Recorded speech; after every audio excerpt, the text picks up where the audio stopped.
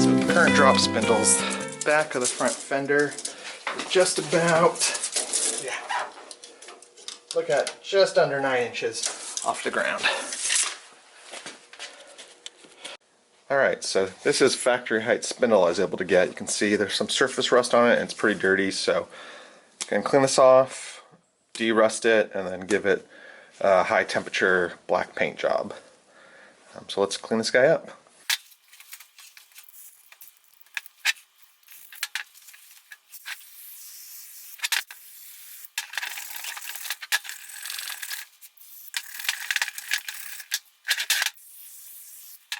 Alright, now that I got all the loose surface rust off, I'm going to use this Evaporust. There's some other brands out there that are better recommended, but this is the only thing my local auto parts store had, so this is what we're going to use. So you soak some high quality rags or paper towels in it, and then you wrap it up and then cover in plastic and let it sit for 1 to 12 hours.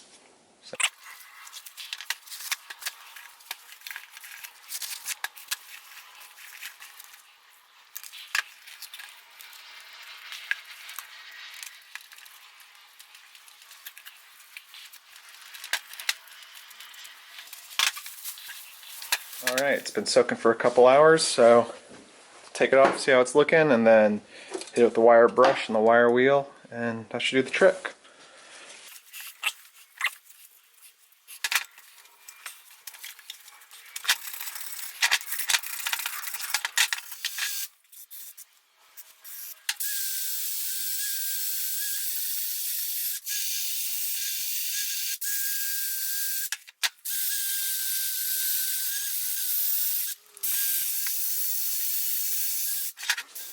Well, in hindsight, I probably should have done the wire wheel before the Evaporust, but it's looking really good. There's a few little surface rust spots left. I couldn't get the wire wheel, so I'm going to do a little touch up with the Evaporust, and then maybe one more grind at the wire wheel, and then we'll paint it.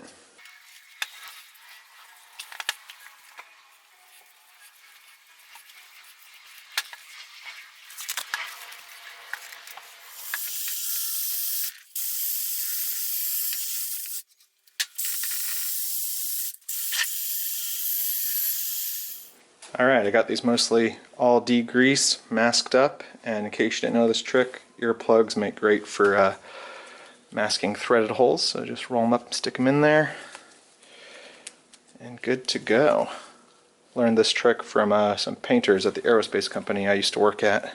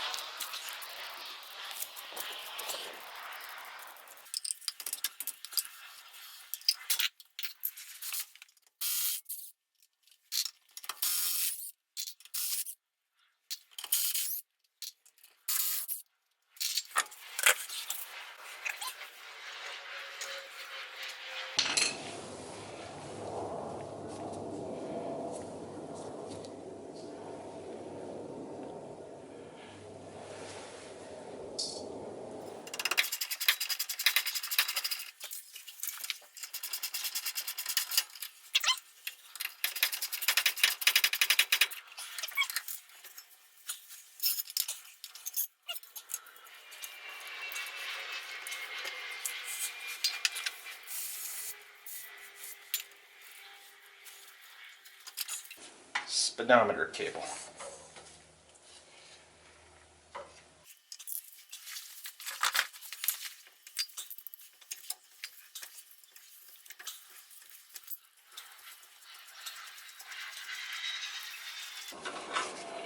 Alright, we're going to go clean this guy up, because we're going to reuse this.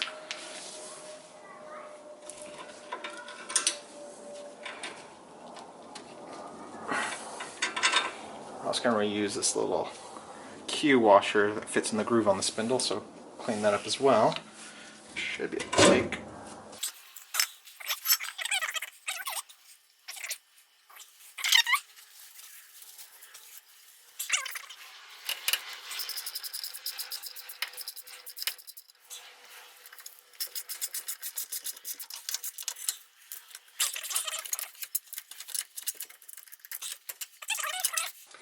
So yeah, you can see these chonky welds where they cut off these other spindles. That's a big plate of steel, so I don't know if these are off some other vehicle or what they did, but yeah, these are definitely dropped, so hopefully we can raise this back up.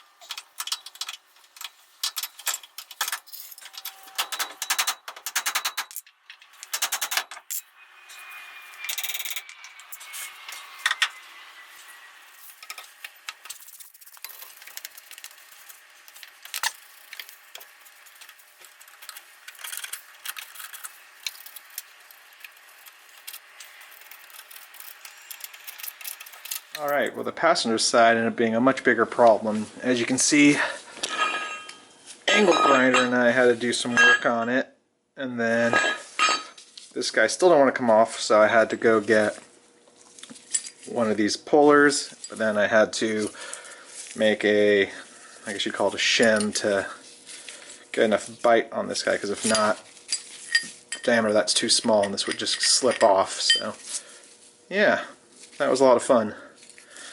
This was actually a leftover washer from the seatbelt kit. Alright, so here's the two spindles side by side. This is the jerry-rig drop spindles that it came with, and here's the originals that I bought and restored. So yeah, there's a pretty significant difference there. It actually looks like the angles that they welded on here are a little off, so be interested to see how the suspension and steering feels once I get the original geometry on there.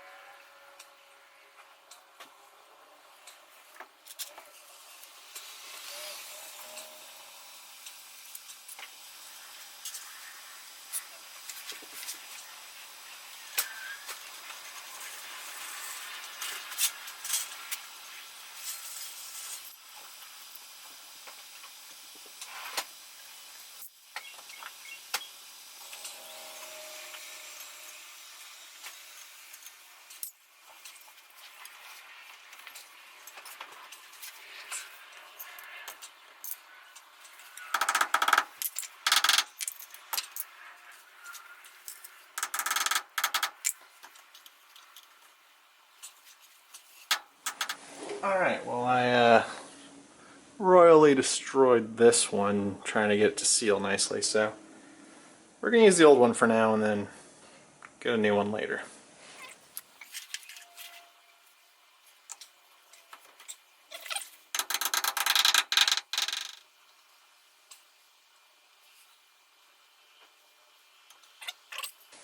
Alright, so it turns out the spindles I bought, the guy sold me early model ones, so those actually have an M12 bolt to hold the brake calipers on, while we have a 73, which is the first of the late models, which uses M14 bolts. So here's the original, one of the original bolts for the brake calipers, and then here is the new one for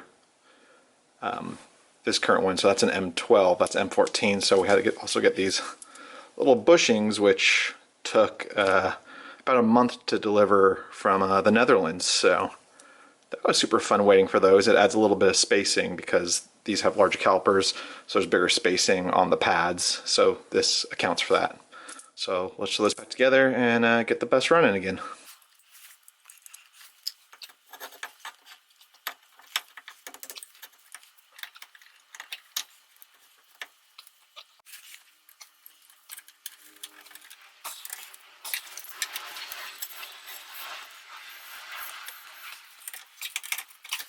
So it's kind of hard to see in there, but the extra washer that came with actually goes between the bushing and the spindle, so even their custom bushings don't even have the right separation. They have to include the extra washer, which that instills a lot of confidence. Alright, got the brakes all back together and ready to put the tires back on. The original bus was missing a couple lug nuts and actually had some various size external hex features on them, so I went ahead and bought a whole new set of stainless lug nuts to put on this guy.